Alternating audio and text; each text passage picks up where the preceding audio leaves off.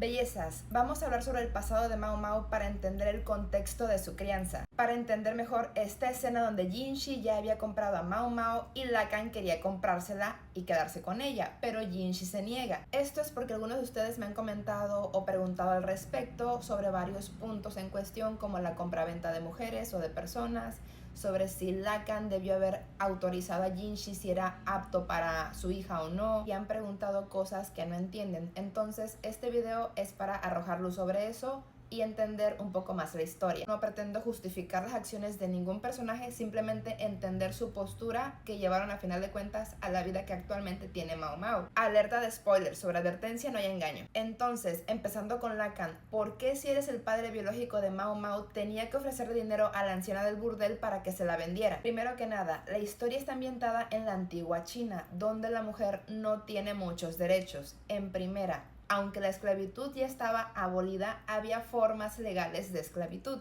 Por ejemplo, si alguna familia era humilde y no tenían dinero para comer, podían vender a sus hijas al palacio y así tener un ingreso económico, y era completamente legal. Es ilegal cuando van y secuestran personas para venderlas al palacio. El tema es que hay una línea gris porque no saben si el vendedor es un familiar o no de la persona vendida. Por eso al inicio de la historia, cuando la venden al palacio, la compra fue legal porque el palacio no tenía modo de saber que ella fue secuestrada, es decir, pensaban que ellos eran sus familiares y era una venta legal. Ahora bien, en la antigua China la mujer no tenía los mismos privilegios que el hombre. Había una ley que se llamaba Zhangong, o conocida como las 3 obediencias, donde la mujer tenía que subordinarse primero a sus padres, después a su esposo y si llegaba a quedar viuda a sus hijos varones. Pueden leer más al respecto, pero básicamente en esa época las mujeres tienen que pertenecer a algo como una institución, en este caso el palacio o un burdel, o a alguien que serían sus padres, su esposo o sus hijos. Y este es el punto clave para entender el contexto de Mao Mao. Mao Mao, aunque es hija de Lacan, en su momento un importante soldado en ascenso, también es hija de Feng Xiang, una cortesana de alto rango que pertenece a su burdel. Cuando Lacan se va, por las circunstancias que tú quieras, deja desprotegida a Feng Xiang y por ende a Mao Mao. El hecho de que Lacan no hubiera comprado a Feng Xiang ni se hubiera casado con ella fue un desamparo completo para Feng Xiang, que sigue siendo propiedad del burdel. Y Mao Mao, como su hija, pasa a ser propiedad del burdel, porque Lacan nunca fue a reclamarlas como suyas, nunca hizo el contrato de compraventa, nunca se casó con ella, no nada. Y aunque Lacan hubiera estado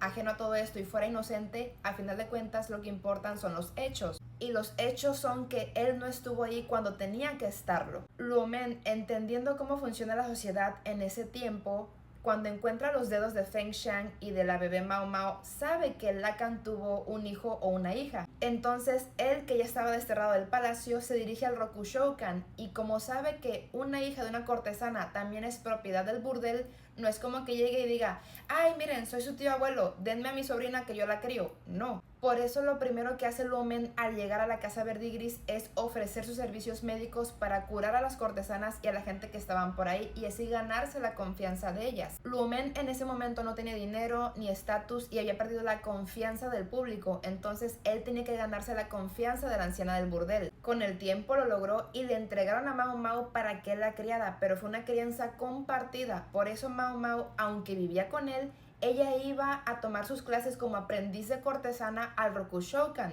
porque Mao Mao tuvo tanto la crianza como boticaria por su padre, pero también fue criada como una cortesana y de alto rango por parte de la casa Verdigris, porque ella pertenece a la casa Verdigris. Aquí viene el otro spoiler del por qué la señora, cuando Lacan va a buscar a Mao Mao, le niega la existencia de ella. La anciana no solo es la mujer que dirige el burdel, es la madre de Feng Xiang y la abuela biológica de Mao Mao. A los ojos de la anciana, Lacan fue un irresponsable que abandonó a su hija a su suerte, a sabiendas de lo horrible que le va a una cortesana de tan alto rango cuando pierde su valor. No justifico sus acciones, solo pongo en contexto el por qué la postura de cada personaje.